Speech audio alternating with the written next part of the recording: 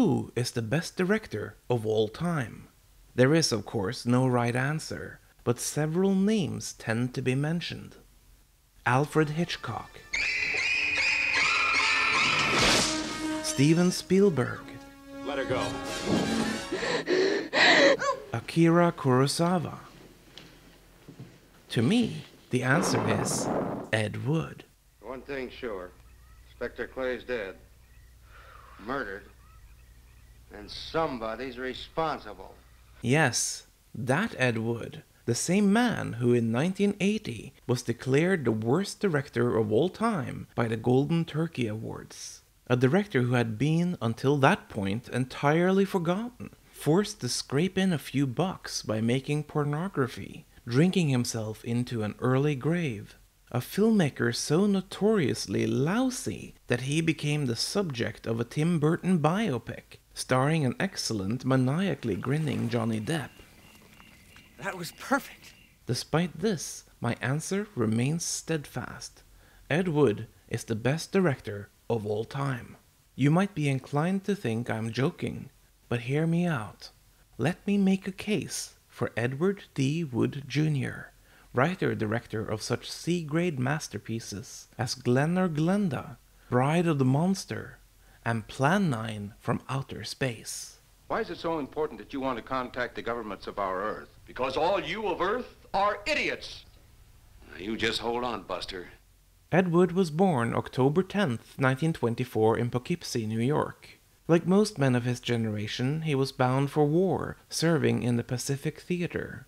World War II doubtlessly left scars, deep ones, but while serving, Wood was more terrified of being wounded than killed, because under his uniform, he wore pink ladies' underwear. After the war, Wood became more open about being a transvestite, and about his love for Angora sweaters. His first feature film was Glen or Glenda, released in 1953. In that picture, Wood himself played the lead role of a man in crisis, a man whose identity is stifled by the norms of society. While the focus of the story is more about transvestitism and less about transgender issues, Glen or Glenda was loosely inspired by the real case of Christine Jorgensen, who became a tabloid sensation after her gender reassignment surgery. After her transition, Jorgensen became a lecturer and activist, fighting the good fight for transgender acceptance throughout the remainder of her life. She is today considered an LGBTQ icon. Ed Wood's film, however, is considered one of the worst pictures of all time. Beware of the big green dragon that sits on your doorstep. The semi-documentary narrative is certainly peculiar, with a screenplay that's beyond bizarre, and performances that must be considered amateurish at best. The film also features a horror icon. Do you eat, little boy? Bela Lugosi plays a supernatural narrator, the scientist, keeping watch on the film's lead character and on others like him. The scientist's cryptic observations are, well, Take care. cryptic. Beware. Neither the philosophy nor the plot is easy to comprehend. In fact, there's virtually nothing in this movie to praise, except for its intention. Glen or Glenda begs society, 1950s conservative society nonetheless, for acceptance and understanding. It is a plea, a ham-fisted one, sure, but good-hearted. Glen or Glenda may be a lousy and exploitative movie, but it is also a brave and important one. Ed Wood, as a writer, director, and actor, was a trailblazer. History has not been kind to pioneering LGBTQ works. Take 1919's Different from the Others from Germany, one of the first movies to make a heartfelt case in support of homosexuals. The prints were burned by the Nazis, and today all that survives is a fragmented copy. Glen or Glenda was lucky though. It came out at the right time. While the 1950s remained far from the most accepting era in history, the aftermath of World War II had laid the seeds for a different, more accepting world. These seeds would begin to blossom in the 1960s, and though it has taken time, we're finally experiencing a world where transgender issues are discussed openly, and, hopefully soon, with less prejudice. With Glen or Glenda, Ed Wood was a man ahead of his time, and despite the poor cinematic quality on display, the film is an important work, a film with an impact. Yes. But what of the others? A seldom seen crime film, Jailbait, followed in 1954. Second film syndrome seemed to apply, with the movie being entirely forgotten today. The story concerns criminals and plastic surgery. It was the screen debut of future Hercules star Steve Reeves, who'd make a name for himself in Italian peplum cinema. Bela Lugosi was supposed to have a part, but he was unable to commit. In 1955, a far more well-remembered film came out. Bride of the Monster featured Lugosi as a mad scientist, Dr. Warnot, as well as Swedish wrestler Tor Johnson as the mute, brutish manservant Lobo. Lugosi seeks to create a master race. A race of atomic supermen which will conquer the world. The plot is entirely generic. The mad scientist angle seems particularly rote, like a leftover from a better genre film made in the 1930s. Bride of the Monster is that rare creature, a story consisting of clichés that play as if they were fed through an industrial blender. Bring him along, Lobo. Performances that are so wildly terrible they must have been conceived by lizard people. That's what you think. And featuring the cinematic craft equivalent of a Tasmanian devil directing whilst suffering a brain aneurysm. So what makes this awful mess of a film so damn good? Take him out quickly.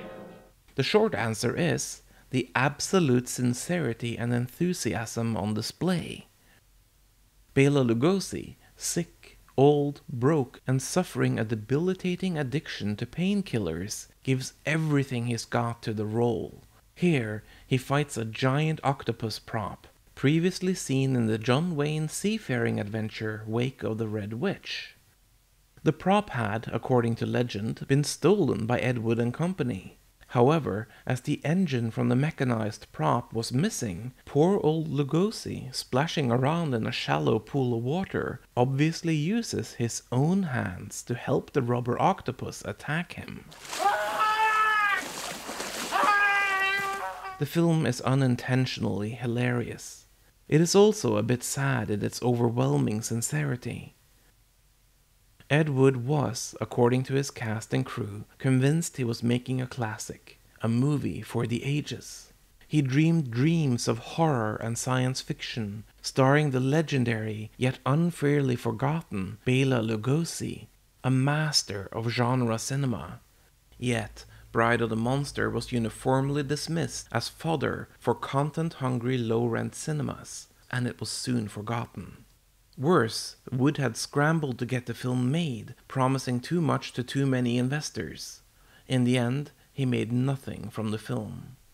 Undeterred, Ed Wood carried on.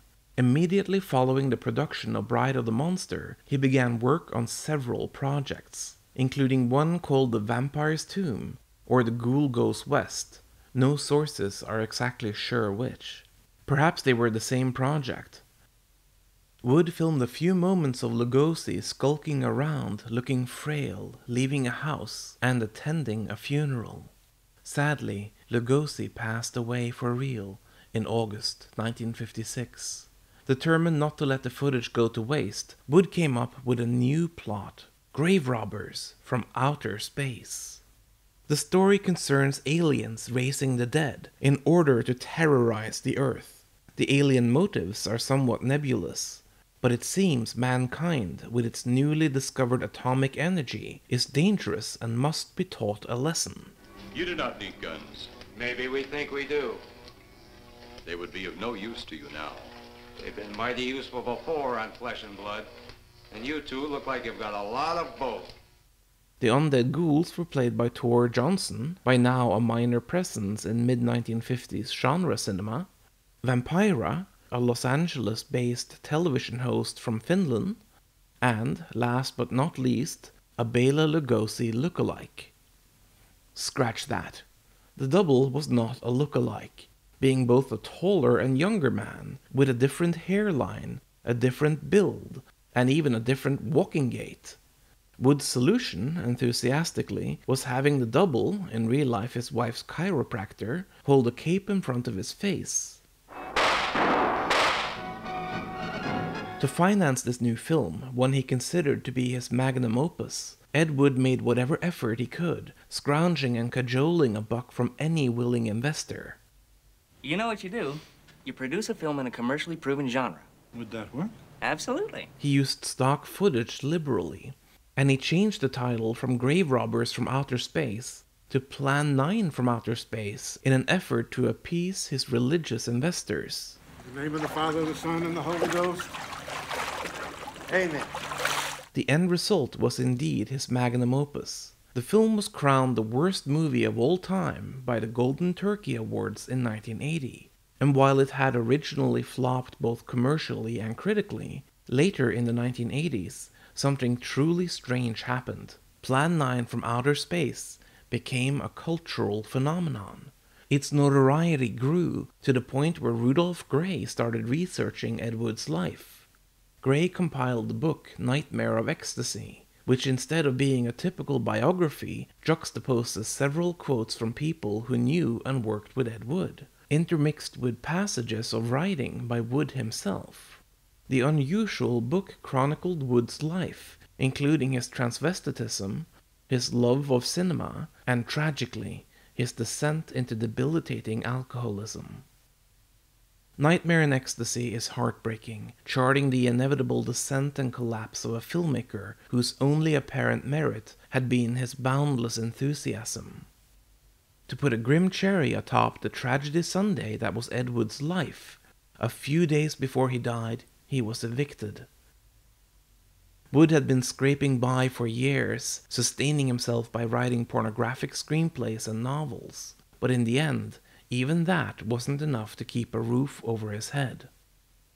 Screenwriters Scott Alexander and Larry Karaszewski wrote Ed Wood, in part based on Gray's book. Their focus was on the early years, ending Ed Wood's story with the cinematic release of Plan 9 from Outer Space.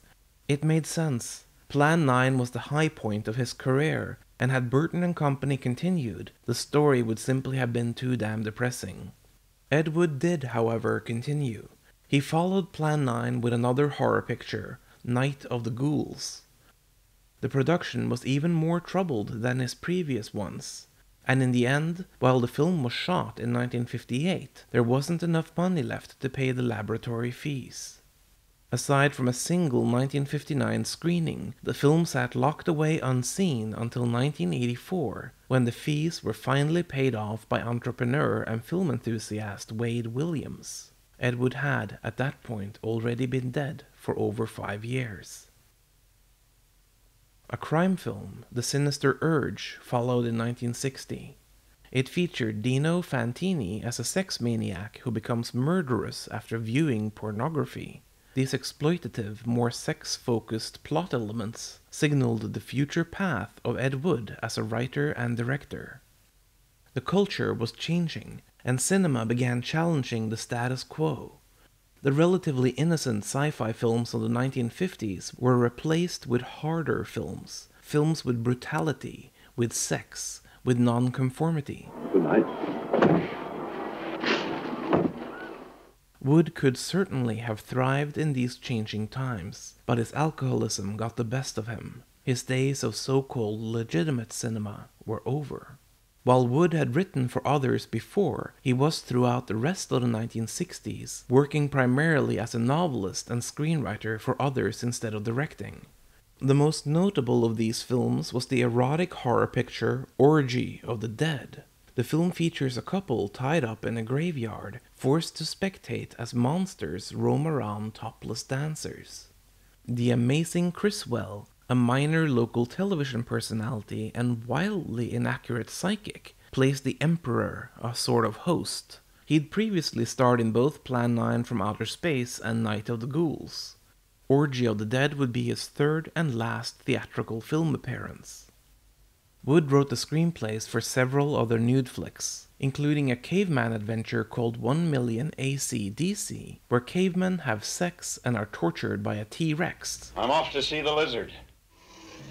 Such as it is. In 1970, he finally got back in the director's chair with Take It Out in Trade, a soft-core erotic detective film. It was mostly an excuse to ogle buxom girls. The film barely had distribution and was for years considered lost.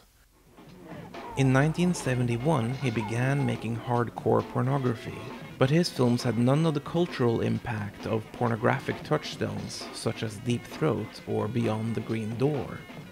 Taken altogether, it was a significant fall from grace, if he could have said to actually ever having achieved grace in the first place.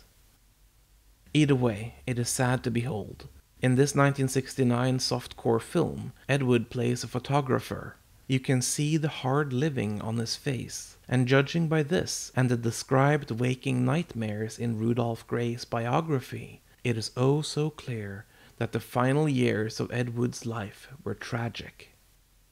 In my view, to be declared the worst director of all time only a few years after his death seems like pouring salt into the wound.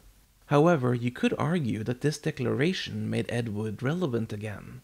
Being designated the worst director of all time revitalized his films, at least the three big ones, Glen or Glenda, Bride of the Monster, and Plan 9 from Outer Space.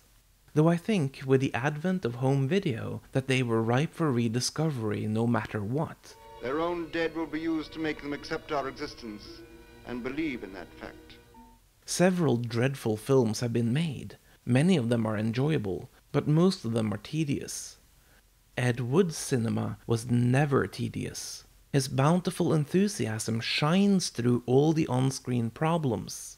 Despite his technical ineptness, his laughable scripts, and his complete lack of production value, Ed Wood's films remain remarkably entertaining, and they are culturally relevant.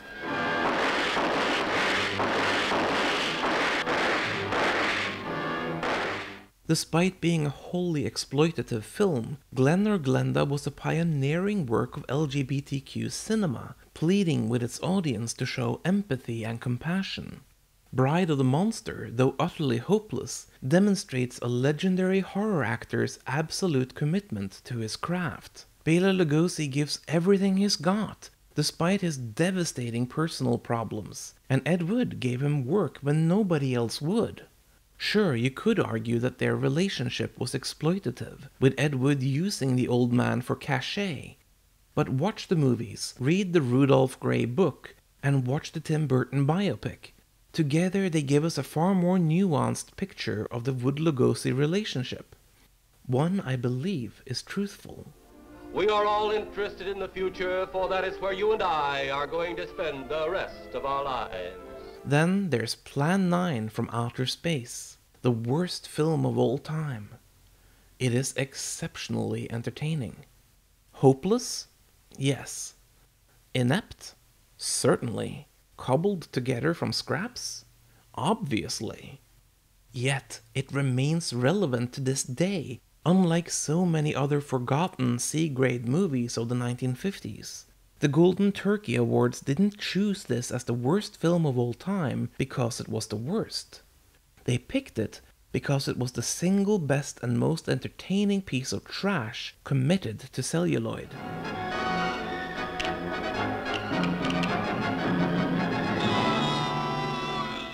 For the life of me, I can't think of a single film as bad that is as entertaining.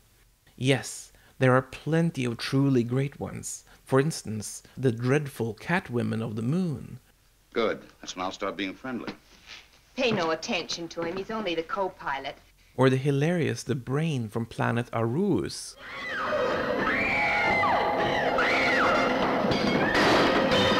Or the disaster that is Robot Monster. But they don't have what Plan 9 has.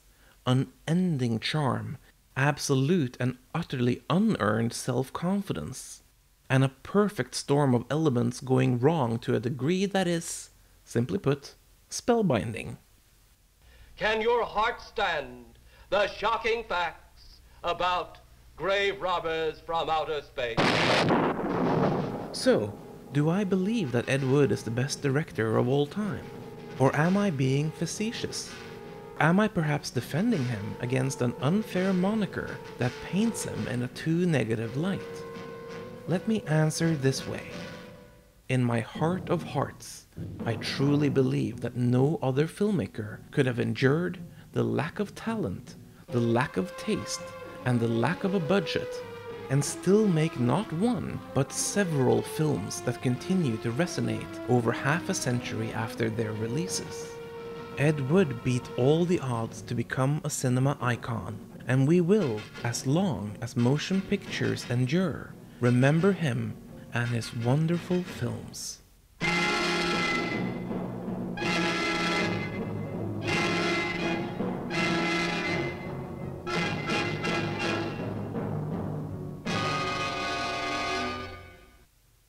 My name is Wolf Craft. This is History of Horror.